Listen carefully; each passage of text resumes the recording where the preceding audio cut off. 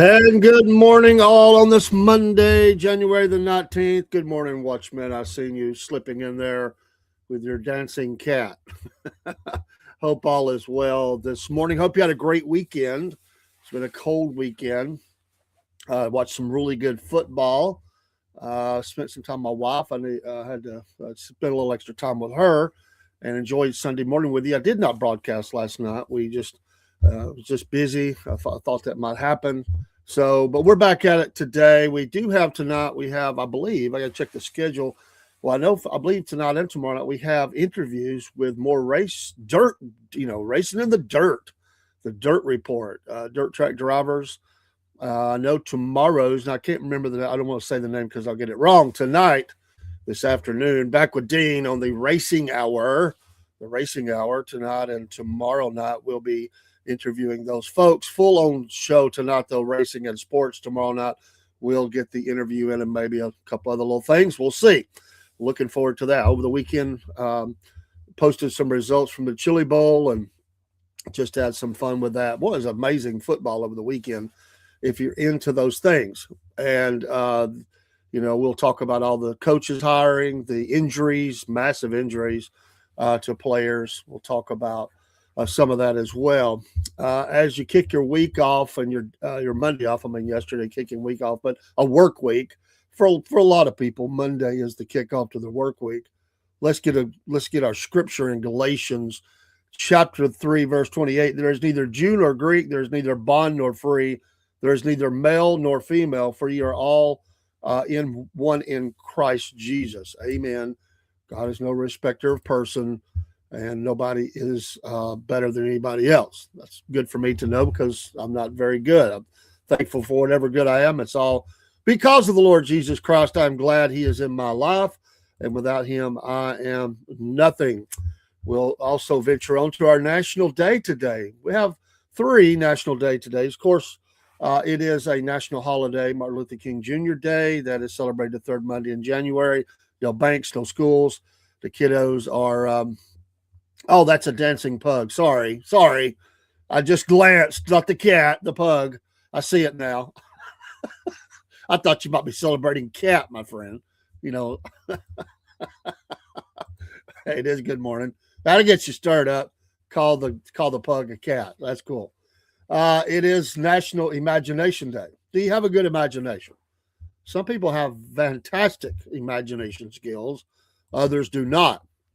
I have a pretty good imagination. Don't know where it ranks on the scale of imagination abilities, but I have a pretty good imagination. It is also, which I like, there's always one that stands out to me more than others. No disrespect intended to people who have went on and are not with us anymore, but I am a fan of National Popcorn Day. I do like popcorn. There was a time when me and my wife probably ate popcorn every day. We have scaled back some, but we do eat popcorn. We used to really get into it. We'd have the whole popcorn night where we would have we were testing different seasonings and stuff. There was one that we really liked. I don't remember the name of it now. It was great. I just loved the seasoning that we had. We had this, you always got to have a big bowl. We did. I'm not talking about microwave. Nothing wrong with that. I've ate microwave popcorn. Some of it's pretty good, but I'm talking about actually, making your own on the top of the stove. That was, it never seemed like you had enough. You'd make it and the kids would get in on it and we'd just all sit around eating popcorn and watching a show or something. That was family time. But we really used to get into it. We had some friends that really kind of, I guess, we liked popcorn already. We kind of got us started down that road. We, you know how it is, couples, they didn't have kids. We did, but, it's kind of like couples thing. It was Jiffy Pop. Definitely remember Jiffy Pop. We used to go hang out with them. We'd go to eat together. We'd go to concerts together. Their marriage fell apart. It just ruined our relationship. It's amazing. Marriages breaking up just don't end, the marriage. It ruins everybody else. Couldn't hang out no more, It just didn't work out. A couple with one, they weren't with other people. And the other one, he was Oh goodness, that's a long time ago. But he lost his head. Stupid, stupid. Oh, I thought they had a pretty good thing going, and he ruined it. He definitely ruined it. But um, I just ended it for us. But we used to go to their house, and we would have these. We'd have just popcorn in a movie. I mean, it was kind of a cool thing, and that's when we really started experimenting with different seasonings. And I mean, it's funny how a little memory like that will just take you back. But I hadn't thought about them in a long time. But that was a big part of our life there. For how we met. How we met was not so funny. I mean, it was not. Was nothing wrong with how we met. We met at work, and it was a simple. I got in trouble. It was. I've told this story before. The guy needed to ride home. We were working second. The guy. I took him home, and we ended up just talking. Getting to know each other. It's the middle of the night. It's like we had to work over, so it was like 2:30 or something. We got to his house. So I'm just talking. Next thing I know, it's daytime. Like, oh, man, I'm toast. And I'm driving home thinking there was no cell phones back then. I'm thinking I just slip in the house. While I was probably asleep. Nada. Front doors open, waiting on me. Oh, but we ended up becoming great friends. Once she met them, she's like, okay. She thought I'd not with some girl or something. We had been. We had one son. I think Jeremy was just a baby. Yeah, he was just a baby. We didn't have both sons then. I'd met them pretty early.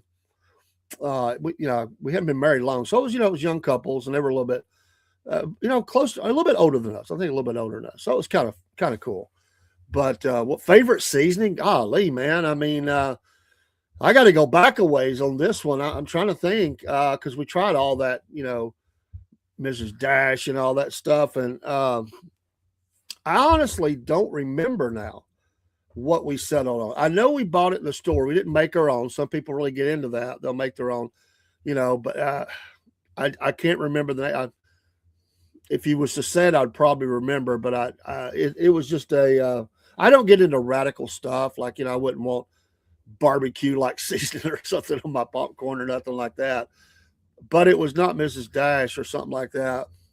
I like that white cheddar popcorn. My wife loves that. Obviously we like it buttery. I'm not big, and I can eat it. And I know it's better for you, but the air pop and all that, I'm not really into that. It's got to have a salty taste to it, man. I mean, but yeah, I can see it was something along those lines, but we used to just douse it in that stuff. It was a brand, but it wasn't that one. It was a different one. And that has been, good Lord, over 30 years ago. I mean, my son is closing in on 40. He'll be, in fact, he'll be 40 this year. He'll be 40 years old this year. So he was, at the time, he was just a baby. So yeah, this has been almost 40 years ago. And we probably were friends for, I don't know. It's hard to remember how long, because I don't remember how, 2 to 4 years, 5 years, somewhere in there. I'd say closer to 4. But we used to hang out a lot. I bet Old Bay seasoning would be good on popcorn. I don't know that I've ever had that. Very possibly. That's definitely could be. If you like a seasoning, something that's good. I mean, it's got to have a little bit of something to it. Get your taste buds going. Now I will say this: full disclosure. My wife never did, but this was back in the days of a little bit of roll them up. So the popcorn even got more. Just saying, this was the seasons and all became enhanced by the munchies that one would have. So full disclosure. Oh my goodness. So maybe I don't remember too much about those days, but yeah, I like popcorn. We were into the what's the old guy that he's still out there? The popcorn as I cannot think of that. I never can think of names. But Orville Redenbacher, that's it. We used to get into that. That was big for a time. The Jiffy Pop, we've done that. There was another top too, and I can't remember what top it was. Old Bay is good on fish, shrimp, crab, and also potatoes, baked, fried, French fries, and baked fried, French fries, and chicken. Okay, bro. I'll have to try that. Old Bay. I don't know that I've ever had it, to be honest with you. I really don't know. Old Bay seasoning. I'll check it out. I do a little grilling for the family. I'm not ever going to say I'm in the. My family loves it, and I just never cook for anybody else because people are so. I was talking about this last night. People are so picky, and they like what they like, and people are very brutal about their reviews about cooking because they take that serious, and I just don't care for it. It's like my family loves it. And that's all that matters to me. I'm not doing cooking contests because that's not my gig. And I think it's neat. And I've tested around. I found out the tried and true of what my family likes, and that's good enough for me. So there's a lot of people that they consider themselves the master grill and all that. I think Paul likes to do that. Rob today used to talk about he really gets into that. That's not my gig. I just, I'm not into that. I'm not getting into cooking shows, and I'll talk about what I like. I've covered recipes and stuff, but I'm not really into those things. I used to cook a lot for employee meals, and people are so people are so just I don't like this like this. You can't never please everybody. I mean, it runs the gamut. We used to joke around about well done versus medium rare, medium, all that stuff. But you can't please everybody. I mean, you make it. I had people get mad at me. They said the steaks were too big. You buy it the way you buy it. I mean, it was a thick cut steak. Oh, it's too big. Just cut it in pieces, put the rest up. Good grief. You can make a mean chili. That's another area. Actually, the best, I couldn't stand it because I can't handle hot things. I can't. I just cannot handle hot foods, spicy foods. It just really messes me up. And I don't like to burn in my mouth. A little spice, a little bit. But my neighbor made the best chili ever for taste. I just couldn't handle it. He never wrote the recipe down. He just get in the kitchen and make it. All of his foods were hot though. Everything he made from it could be hush puppies, it could be frying sausage. It didn't matter. Everything would blow you up. And he had a restaurant here in it was in Chattanooga, and the guy wanted his recipe. He wanted to sell it in his restaurant. He was such a fan of it. He said, I can make it, but I can't tell you how to write. I can't. It was never written down. It was just he just did it, And so the guy he wanted to sell it. I mean, he was going to cook it and sell it in a restaurant, but he's also going to market it, And it just never happened. But I want to tell you, it was, as far as taste, not the burn, it was the best tasting chili I ever had. Because him and his wife, they could really cook. But they had burned their taste buds out years ago, decades ago, probably. And everything they had was hot. I mean, it didn't matter what it was. It was like, I asked my best friend was her grandson. I said, "Do they make anything that's not burn your mouth out?" I mean, maybe ice cream. It didn't matter. It just burned you up. Like, come on, man. I can't handle that. Call me weak. I don't care. My wife can handle. My son can handle that. One of them. They like that. They like that little bit of. Well, it's more little. They say, "Oh, you gotta have a little bite to it, Dad." And I'll say, "Well, a little bit." You're talking flamethrower, man. Are you kidding me? I don't like that. I can't handle that. It's too hot. But I get that's what I'm saying. Everybody's different. So, reviews are brutal when it comes to food. So I just cook for my family, and I like doing that. Watchman says, my sister showed me how to make chili over the years. I've modified it. Put a little smoky sausage in, shrimp. Interesting. I don't think I've ever saw that. But I know people that would love it. I'm a pretty straight down the line when it comes to chili. I like My wife makes some, and she knows how to make it where I like it. It still has a little bit of bite for me. My son, he'll add a little bit because it's not quite what he wants, but he likes it. Everybody likes it. But she makes hers with a lot of hamburger meat, chunky, kind of a chunky chili, which I love it. But when you turn the ages I am, I mean, you can do that meal and maybe one leftover, then you kind of have to move on to something else, or it just not good on you. Kind of messes me up, but I like it. In fact, we were talking about it's a little colder right now. She has the oyster crackers and stuff ready to go, so I believe she's probably bought the mixings for the chili, and we'll have to get that done. Those things we just go by her spec. She can't really cook it anymore, but we'll do it. Yeah, I think you got to use a lot of ground beef. I'm not big on the whole soupy, tomato soupy kind of chili. It's got to have some chunk in it, man. And what's the point of beanless chili? I mean, I'm not going to do that either. Of course, nowadays things are so expensive.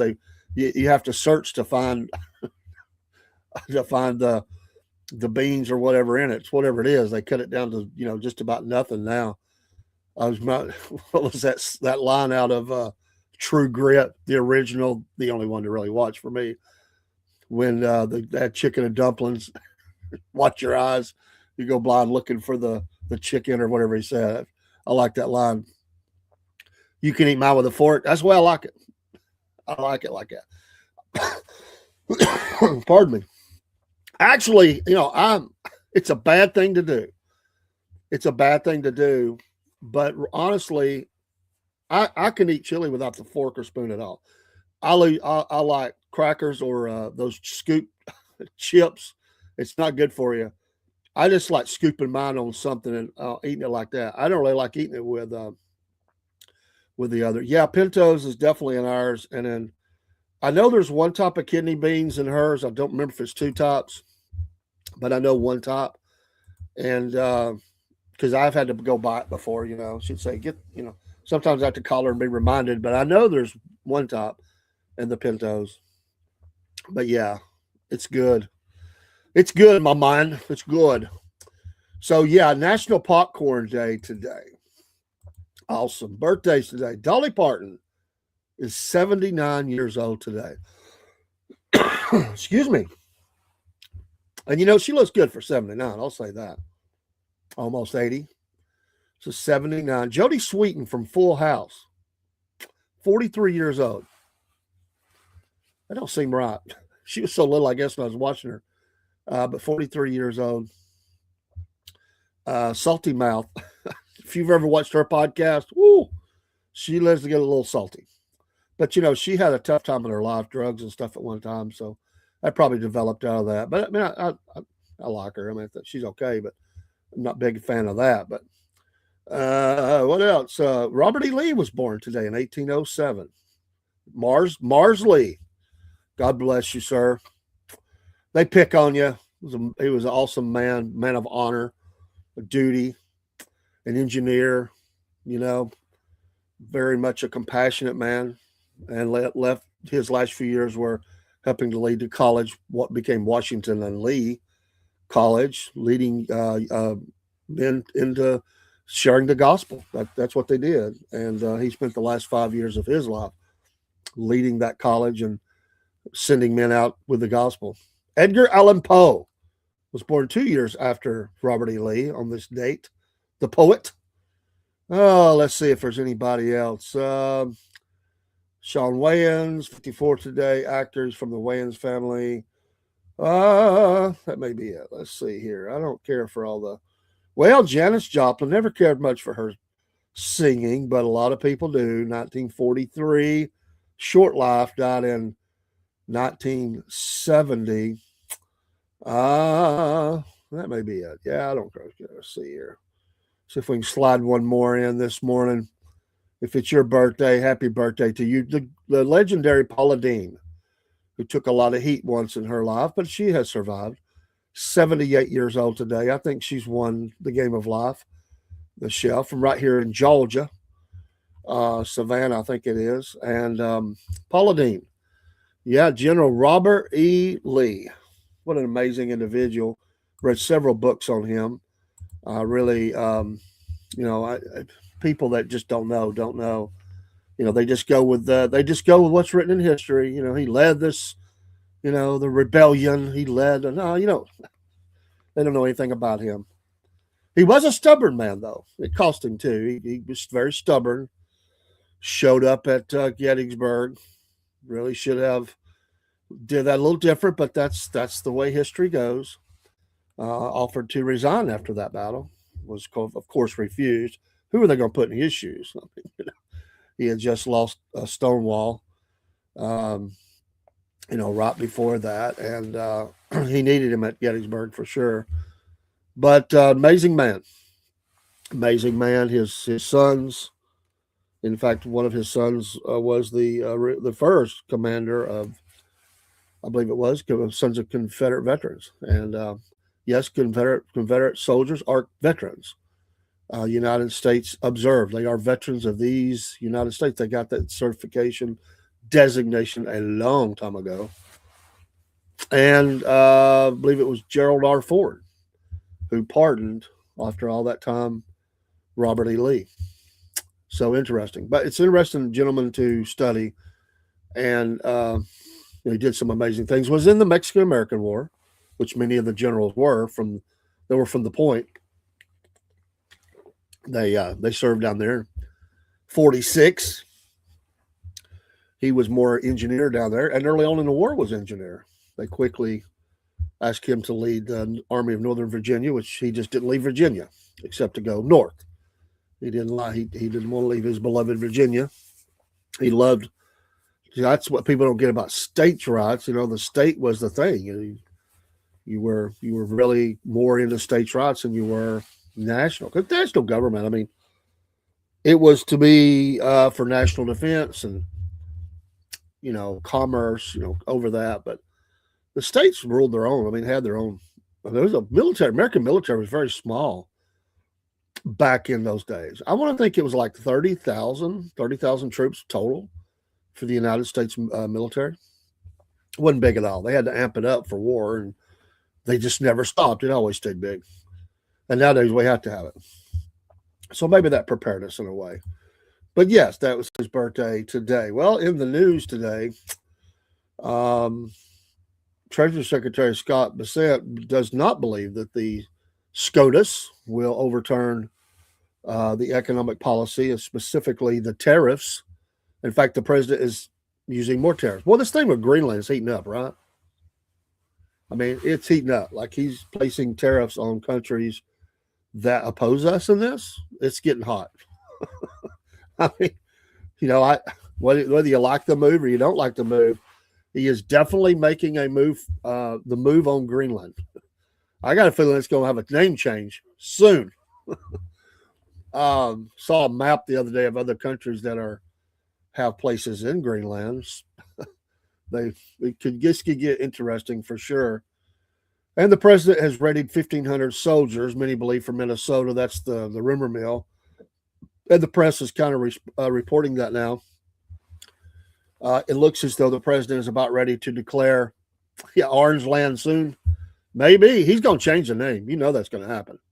If there's anything I know about him, he will change that name. He's going to say, that's not a good name. We need to have a better name there. What? I just don't think Greenland is going to stay the same. It looks as though he's going to declare the Insurrection Act at Minnesota for the refusal to handle their issues, make it possible for American military to come into the city. This is going to, unfortunately, which is probably the leftist game plan. This is all avoiding a couple of major stories. One is the fraud out there. Excuse me. Fraud in Minnesota from possibly many leaders and or all those companies, that are propped up out there taking money hand over fist, in Minnesota and have been for a long time. But also Epstein, or there's a lot of stories. All these stories are changed. That's what people notice that. It's true. Has the FBI arrested anybody last week? Are they close? We got some indictments. Any indictments out there? We get ready. We get the paperwork filed and ready. Anybody gonna be arrested for anything? I'm just wondering. Cash Patel, has anybody seen him? I've not even heard from him lately. I mean, I'm not saying he hasn't, but has anybody heard from Cash? I mean, he, especially when Bongino went back. Um, there's some news about his 28-year-old girlfriend in the news that she doesn't like um, her nickname, online nickname. This is being reported all over the internet. Um, but there's just no good news. I mean, what?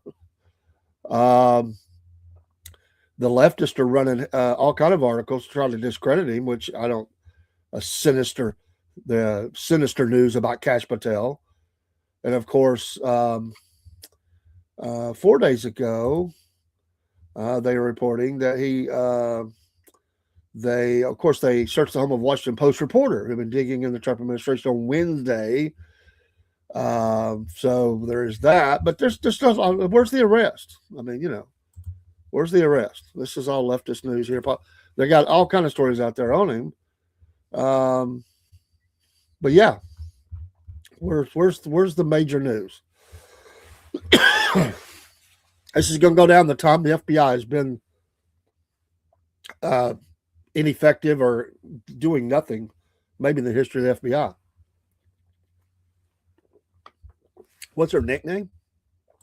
It's a 2-word nickname. Excuse me. What are they calling her?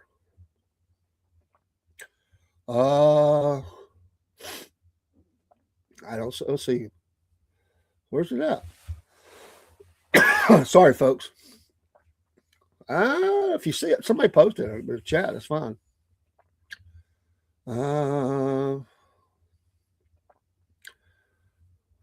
I don't see the name in this story here. I'm not sure. Oh, honeypot. That's what they've called her, honeypot.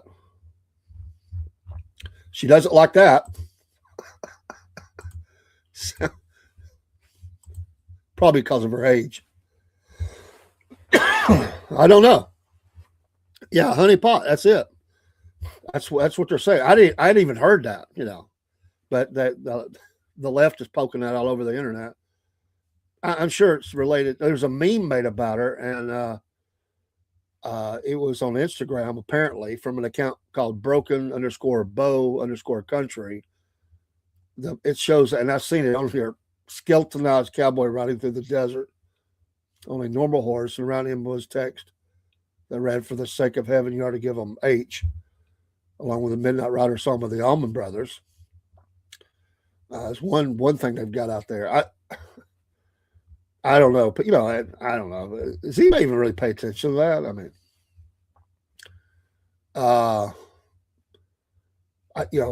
that's the left coming after and him. But I mean, what is he doing? What is Cash Patel doing? I just don't see anything. So, little bits of news here and there, but I just don't see anything.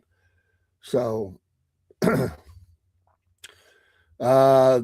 U.S. envoys have slashed the UN budget by $570 million is in the news. Well, yeah, I get that. I get that, but I see that. You did guess right though. Yeah, they're trying tired of that too. Kind of an interesting one here. That our U.S. forces are building up our military presence in the Middle East with a possibility of an attack on Iran. 12 more F-15 jets arrived in Jordan over the weekend with additional fighter aircraft reportedly on the way. In addition, an aircraft carrier, its strike group, and 2 destroyers are expected to enter the U.S. CENTCOM's area of responsibility in less than a week. U.S. officials told the Washington Post that all options are on the table. So if they want the options there in case he decides to do a strike. They on the ground in Iran. That's right, Jerry. I was wondering what it was. I just seen the headline. Man, I'm so sorry. It's that cold weather just gets me. But they on the ground they're saying that it's hard to get news out of Iran because they killed the internet and they have killed a lot of people, arrested a lot of people. I don't know how nobody really knows how big these demonstrations are anymore. So is the pressure still on? Have they quelled it? I'm not sure. People on the ground that are opposition to Khomeini are begging the president to do something. So it looks like it might be a go. But what do you strike? Are we talking boots on the ground? Are we talking strategic strikes? I'm sure it's that at least. I mean, surgical strikes. Hitting things that could be used against the people. Do they go after him as well? That's interesting. Do they put one right in the old Khomeini home place? I don't know. This is definitely looking like there's going to be something happen. Watchman says that Erica Kirk was in a CIA instruction video. Saw that last night. I have not seen that. But Kash Patel, what has he done other than his girlfriend getting called honeypot? And they say the search of a reporter's home. I just, and I'm not saying they're doing anything. I'm not there. I know that a lot of what they do is behind the scenes. And that's the whole idea of investigations. But we've been hearing that word investigation since they were elected. Since he was elected and they were put in, confirmed and all that. What have they done? I mean, I find it for over a year of being in office or right out a year, whatever. I don't see much, honestly, right out a year. I don't see much that's been done, from the FBI side. Not to say they haven't. They've probably stopped a few hits that we don't even know about. But yeah, what have they done? I just think his leadership was a failure of the FBI for all the problems it had. I don't think he's a manager of that. I think his inexperience. I hear he's kind of lazy, and it looks like it. I think he enjoys the title of being FBI. I think he likes the press conferences. I think he likes the attention. I just don't think that he's done anything to deserve being there.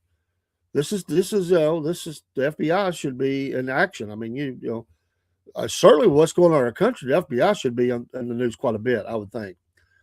Brother Jerry said she's a very attractive young woman. There is 19 years difference in their ages, but I question her choice of a companion. I mean, come on, he's he's uglier than I am. Well, I would say, I mean, it looks like, this is not a case of opposites attract. I don't think. Riding the coach tree, sugar daddy, whatever you want to say. I mean, I saw the picture. Yeah, it does not look that normal.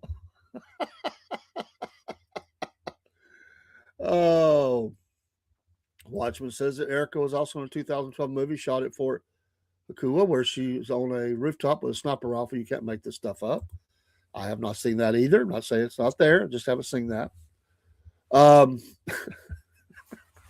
I hear you, Jerry. I mean, is that going to be the biggest thing that we hear out of his time as FBI leader? It's going to be the hostage video where he comes out, looked like the hostage, him and Bongino, about that Epstein was definitely not, killed. It was a suicide. I know suicides. I've seen them, what they said. Good morning. FBI should be in the news for letting pedophiles fly back to Israel. The charges in America having no extradition back to America is still our greatest ally. Well, they need to get something done. Watchman says Eric was in a stopper movie here. And you probably can't pull that out of StreamYard without, except take a picture of it and copy it. But in Rumble, if you're in Rumble, you can clip that address and see that Watchman's talking about. But yeah, I mean, let's. If people have broken law, I've said this from the beginning of even being on a podcast. If someone has broken the law, especially in the area of hurting children, I don't care who they are, what side they're from, rich or poor, whatever. I don't care. If they're guilty, charge them, take them to trial, and if they're found guilty, they get what they get, and it should be extreme, and I don't care who they are. I no protection, no time served for good behavior, none of that when you're talking about children and the abuse of. Nada. Don't feel sorry for the royal, Andrew. Don't feel sorry for him or anybody else. I don't feel sorry for the lady in the prison. Don't feel sorry for her. She probably should have got a lot more time. She could have gave up a lot. She's not done it. She's just serving her time. But that's her right to not speak. She'll still be young enough probably to get out. And who knows what she'll do with her life. But I just do not like, I don't, nobody should be protected. Nobody. There was a case here in Chattanooga. Me and Paul have not talked about it, but it was all in the news up here. And it was a guy who was serving as a deacon in I don't know if it'd be considered a mega church, but it's a big church. And him and his wife was going through marital counseling or something. Anyway, he had a dental procedure, turned his phone off when he had it to her to hold. She went into it and searched it and found some videos that she turned over to police. They went to the home, and he had secret cameras set up in his bathroom where he took videos of a babysitter. It's the gist of the story. There's a few other parts to it. And, the church had found out about it too and encouraged, or called the police themselves or told her to call the police, whatever. He is not a deacon anymore in that church. It's a horrible story. This girl was, babysitting for them, and, look what he done. So he's got 9 charges. I think they found 9 videos of her, and there's 9 charges. It's an ongoing case. So I'm not using names or anything. I'll let that play out. But it was all in the news up here last week. And, if they say they have them, and if all that's true, he gets his time in court. And that's our judicial system, and he deserves the punishment he gets. Absolutely. Jerry said, if an adult is found guilty of sexually abusing or physically abusing a minor, then we should just go ahead and be biblical about it. Once the verdict is handed down, take them out behind the courthouse next to a pile of football-sized rocks and stone them. After 100 times, you won't hear very much about this going on again. Amen, Jerry. I just, what makes me mad is, as someone who's very involved with church and everything, we just get labeled like, oh, y'all protect other people. No, we don't. If they're doing that, people deserve to be in jail. You do not ever, we don't hide that. If we have, it doesn't matter who it is, brother, sister, whoever, so-and-so, if we found out as pastors that somebody is doing something like that, we're called the law. I mean, we're just not going to, that's just because you find some that did. In this case, last week, they didn't. They encouraged, they didn't know what was going on. It was at home. It wasn't at church. But see, because they go to church, it gets connected to the church, And then everybody was bashing the church up here. Oh, it's the typical, them church. You know what the phrase that kills me now? This is what kills me. This is one that makes me mad. And I see in every comment where it comes up a story like this. And they go, oh, it wasn't drag queens? Because, we pitched a fit about drag queens and story hour and book readings and all the stuff's going on. Yes, we will continue to hammer on that story. You better believe we will. It's disgusting. We're not shielding that. People, there are sickos that show up to church. They have hidden their sins. We don't know about it. I've seen it before. I went to a church once. It took us forever to overcome the stigma of somebody that went there. Nothing ever happened at the church. We found out there was something going on in the home, or they did. I wasn't going there at that time. I went there as a youth, and you'd hear that in the community. You'd go out and people say, "Oh, we stay away from that church. They shield, pedophiles." No, they did not. They didn't know anything about it. And I know one of the girls, and I have talked to her at many church services afterwards. Her dad is still in jail. She doesn't blame church. She serves the Lord. It just burns me up when I see that.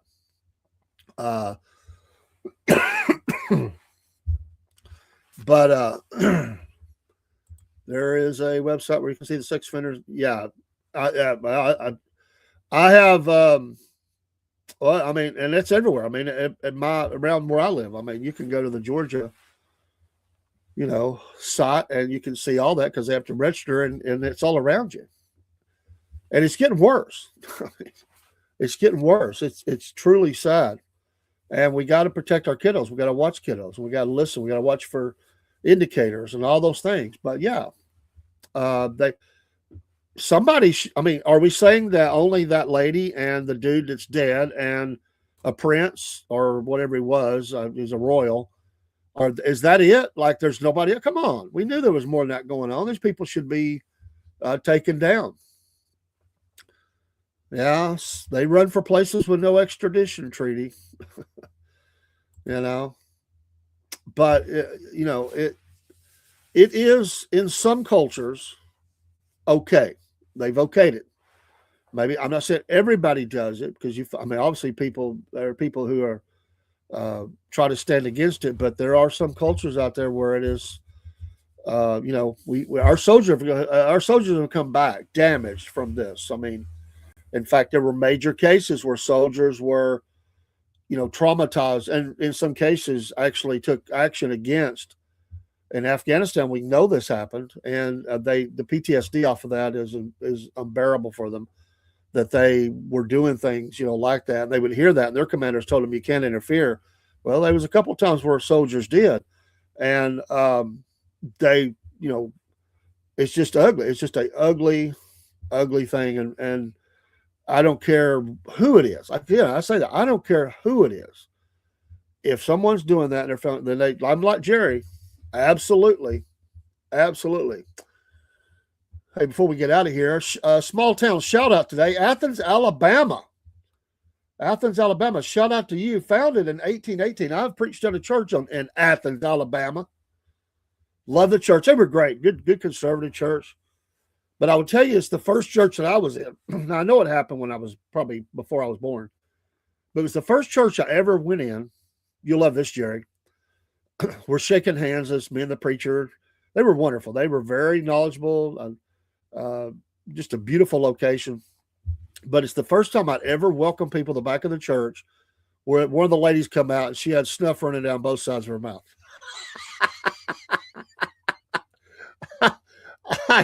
I was like, wow, is that normal? God bless you in Alabama. Up on the mountain, that's a mountain community, a lot up where I was at. Not the whole of Athens, but there's I shook hands. She was level-headed. Oh man, I had heard stories about that. I had never seen that in a church that I was in as a kid or as an adult. That was the first time. My wife was standing there and she just looked at me, and I whispered to her. I said, "That's some of your kinfolk," because some of my wife's family is from Hollywood, Alabama. Love y'all down there too. And I said, "That's some of your family right there." She gave me that look like, "You better watch it, boy." The city was founded in 1818 by John Coffey, Robert Beatty, and John D. Carroll and John Reed. It's one of the oldest incorporated cities in the whole of the state of Alabama, having been admitted or incorporated 1 year prior to the state's admittance to the Union in 1819. Limestone County is the county seat, and it was created by an act of the Alabama Territorial Legislature in 1818. The town, I didn't know this, the town was first called Athenson, but was incorporated as Athens after the ancient city in Greece. The town's first mayor was Samuel Tanner and the Tanner area south of Athens was named on his behalf. So interesting. There you go. Shout out to Athens, Alabama. I've never been to the county seat. I was up on one of those mountain communities, but it was Athens, Alabama. Yeah, level-headed, Jerry. I had never saw that. I was like, okay. I remember I had to go back. I left something at church. We're packing up and talking. We got in the car. And I mean, everybody split. Pastor and all. Boom. They're gone. And they had a nice cemetery there, really old. And I was going through that cemetery and looking at things, you know, and I came back to the car and I realized we forgot something. So I called, couldn't get in touch with anybody. So the next weekend, the pastor called me back like the next day. I think he didn't have, I don't even know if he had a cell phone. He finally got to my message on a home phone or something. And he said, I'm sorry, brother. And I had to drive back over the next week back to Athens, Alabama and get what I left. And they were great people, though. I mean, just a great service. Really enjoyed myself there. Growing up, my friend's granny dipped that powder snuff. She was always dribbling snuff juice out of her mouth. Now, I had a neighbor who did, so I'd seen it before. She was an old, they had came from Germany. And her this lady that lived next door, she was full on, very German sounding and everything, very stern. She'd get on to us. She was a kid when they come over with her parents, but I remember her sitting there. She was the no fun police. She was always getting on to us for trying to have fun. I never saw the lady smile. Now her daughter was amazing, but yeah, they were very, very. I couldn't understand her half the time, you know, because her English was very German sounding, and it was really hard because she didn't speak that much other than to get on to us. That's the way it goes. Question: have I ever seen a new graveyard being built anywhere? Yeah, in my lifetime I have. There was one built not too far from where I live. It was it took a long time for it to kind of get off the ground. No, I don't know if that's the proper way, but it was connected. I don't know if it still is, to a funeral home in the area who started a new one, and it's really right near the town area. But it is they got a mausoleum there. They had started filling it up, but that's the only one that I know of that in my lifetime that has been built. But it started, I was probably in my 20s or 30s, I think, maybe 30s, probably 30s when it got started. Brother Jerry said, I preached in a church one time, had a wooden stove at the front of the church that heated the sanctuary, and you could hear the door creak and open, and even the sound of liquid hitting fire. It was an older woman spitting snuff inside of the heater. Everybody looked at me strangely because I started laughing when I figured out what was going on. Dude, these are great memories, right? I mean, you just don't forget that stuff, you know. I mean, I want to tell you, I wouldn't have crossed her. She looked tough, mountain tough. I told you they hit a little different on mountains anyway. I preach on mountain now. Love them. They look at us flatlanders a little different. You know, we're not as tough. Watchman says, I've never seen one being built in my life, and I find that strange. Well, I guess maybe they started so many that they just. Now, there are some filling up. Now, I will tell you this. The National Cemetery in Chattanooga is about full, and they've been trying for some time to figure out what they're going to do about that. And I think if I remember right, they've bought some land somewhere to establish more that they can bury in this area. But it has become, I need to look that up and see where that's at. But yeah, it's about full. And I don't know. I never thought about it. But a lot of the cemeteries I know still have some room left. They buy more land and they just keep the lifetime going. Eventually, it's going to just stop. There's some of them around here really, really full. And that's an interesting thought. I never thought about it. And it has slowed down the need of them because so many people for the money have went to cremation. So I would say, you know, cemeteries are offering all kind of deals and stuff. You know, now's the time to do it. I mean, if you haven't never bought your plots. One cemetery around here stacks them. They to maximize the land, they will stack. Whoever dies first goes lower. That is, I think, Hamilton Memorial Gardens, and that's in Tennessee. But they stack them. Yeah, how do you build empty land? Well, you clear for it and you put the stuff up. You got to cut the roads.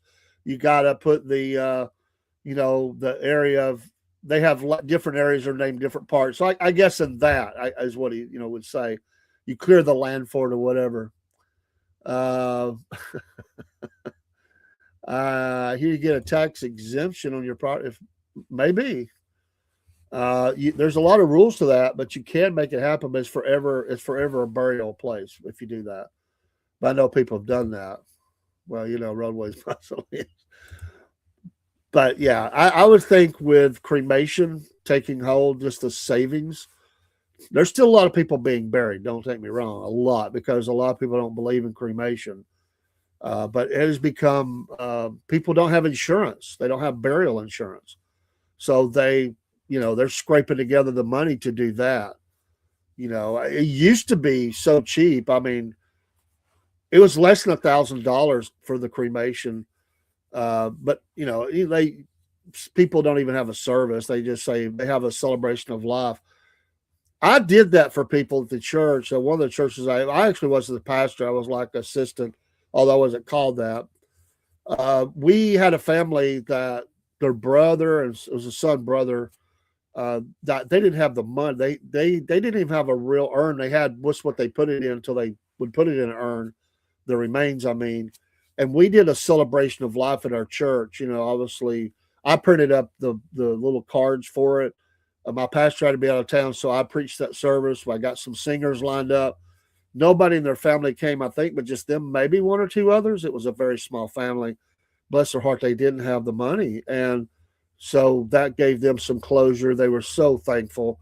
And I've done that a couple of times for people who didn't have money they didn't have money to bury, so they did as cheap as they could cremation. And let's see, my best friend's graves, his family on his land from the 1700s. Interesting. A lot of gold in the ground. You'd also dig up Sally when the economy gets bad enough. A lot of gold in that ground. That's old. That is old. My wife and I have a cemetery plot where we'd be buried side by side. I would not want to be buried beneath her because at times she gets ill at me, and I would tell her it's just the devil in her. The Bible said the dead in Christ shall rise first, and I want to make sure nothing is above me entering me. I thought it was kind of weird. I mean, I get it, the savings of space and all, but yeah, they stack them, man.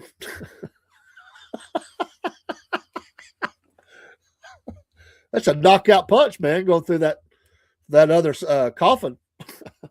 You gotta have the vault and all that, or the cover, whatever they call that. But look, can I just say, anybody that works in the funeral industry, be mad if you want. I need to get somebody on, because I need to get somebody on that's willing to share. It's going to have to be somebody that's probably retired or just been involved and left the business. Or burials. Talk about scams. There are so many scams that have occurred with this rite of, life is death and burying, and little things they just don't tell you. We may do that. I'm going to see if I can find somebody that's been involved. I will tell you that Paul I will do that. Me and Paul will discuss Thursday. He may be out of town. I think he's going out of town. We'll discuss on the next Wolf Nation we do. He was involved with a little venture with selling caskets, if I remember right, at one time. And I'll tell you how ugly it got, or he'll tell you. He's told me how they came after him. Well, they'll come after you, man. Nowadays, I think you can go online and just buy you. But back then, man, they come after. But little things they do in burying that they don't, all this stuff about non-leakage and all that stuff. Come on, that's the biggest scam ever. Guaranteed not to leak for 25 years. What a waste of money. Anyway, we'll talk about the time. Um, I told him about that clause of no property tax. He was crying about taxes. He has like 300 plus acres. Well, I'd be interested if it would cover all 300. I mean, to be honest, it sure would. If that would cover that for the whole thing, but that'd be a great discussion. We'll try to make that happen here soon. Uh, there's a lot. I remember once I was on jury duty, and we had a guy that was worked at one of the funeral homes, and he really had everybody's attention. He was telling lots of stories and stuff about what they do and how they do it. But I think it would be. Watchman says, I worked for a guy who billed him and his wife nice caskets, but that's illegal. So you have to call them hope chests and save yourself thousands. Yeah. Well, there's just stuff that happens when they go to bury somebody. And if you stay right at the burial site and watch all that, you notice what's going on, man. It's just, they try to hide it and stuff, but man, it's just a lot of people don't want to know because they don't want to. I get it. They're very upset. You don't want to think about the whole process of it. It's very hard. But if you can ever just look at it from a very detached way, it's not your loved one and someone you don't even know. And you can just notice things about stuff, you probably pay attention a little bit. You'll see stuff that I've seen the seedy side of it. I'll just say that. Now, I'm not saying the people involved are bad people. I know people that's involved. I just think that over time, many scams have been ran about funerals and stuff, and some of the stuff they say, it's come on. But that's an industry that really fights to preserve itself. They won't they don't want the people saving you money coming into to view. Because they got into the cremations as well. There was people that didn't want to get into that. Of course, we had the crematory story in our area where they weren't. They weren't cremating the bodies. That was an ugly story. Got worldwide attention. Just a few miles down the road from me is where that happened. So they definitely were scamming people. I mean, the boy took the fall for everybody, I think, but he's out of jail now and moved on. But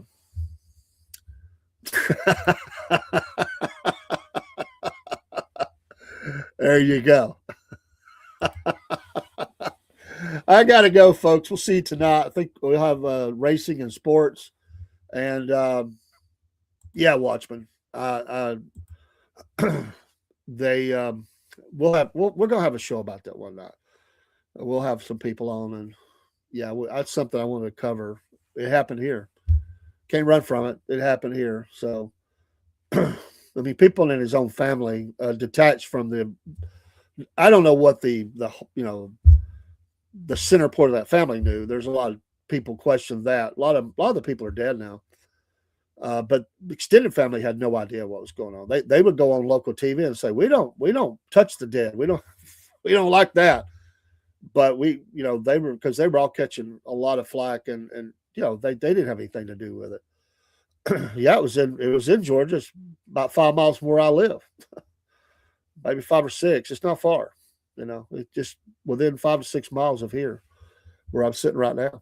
So anyway, have a great day out there. Yeah, I will, Jerry. We'll definitely put it together. We'll just get the particulars. I'd like to see if I can get a couple of folks to come on. Yeah, man, that's in the area called Noble, and it's just not far from me.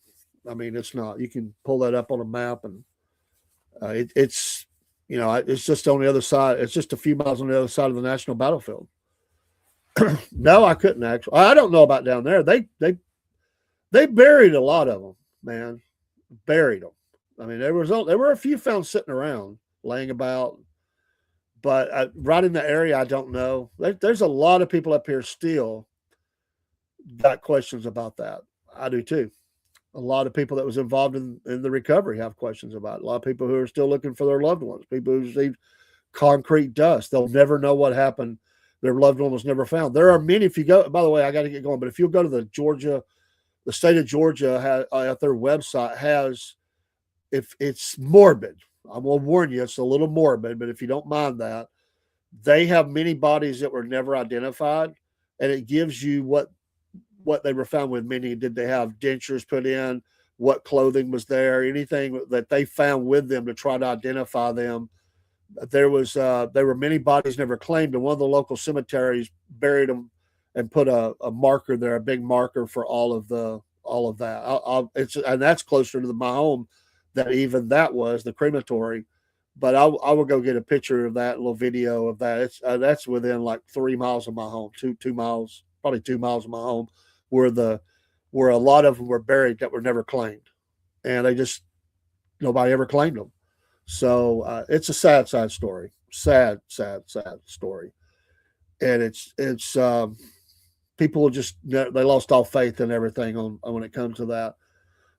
There was a lot of funeral homes got sued because they took bodies there. They were saying you had to see something, man. Anyway, one of the family members works for a funeral home in Chattanooga. It has a lot of tentacles to it, and there's a lot of people still not happy. I mean, there's no closure for them. And I'll say this, last thing I'll say, when the county found out that the state was not going to give them any extra money for what was going on, that investigation and or search stopped really quickly. They let them do some poll tests in the area they were searching. I can't say for sure. My fear is there were more bodies. My fear is that were never found. I can't conclusively say that, but that is the prevailing thought, that there were more, because look how many they had found up to that point. And they stopped the search. They did some poll tests. If you know the poll test, they go down. But I suspect at some point somebody's going to come back around and do investigations on that. I don't know. I can't say what I don't know. I'm just saying that's the feeling. And they really are upset with the local law enforcement for what they think was not following up on investigations even before that to find that sooner than they did. So it's a very ugly story, and it ripped apart this community, the community in the area. The Marsh Crematory, yeah. I wonder what they did with the big stone. They had a big stone that was out there. They moved it. I just don't know where they moved it to, but I'd heard at one time, but I don't remember where that was. But anyway, and not everybody with that name is bad people or did wrong. It's just this little family, and they say it was all he took the fall for everybody. We'll just say that he took the fall for everybody. He went and did 12 years, and he's out. So he was a very good athlete in the area. Was well known as I want to think a running back. I could be wrong with that, but somebody can remind me from the area that watches. But horrible, just absolutely horrible. So yeah, I think that would probably happen one day, my man. I think that will happen if you get right. Yeah, Jerry, have a great day. God bless you. Prayers for you, prayers for me, prayers for the nation. We'll see you this afternoon for racing and sports. Got a lot to talk about. Lots and lots to talk about. We'll see you then. Take care. Cornbread Man is out.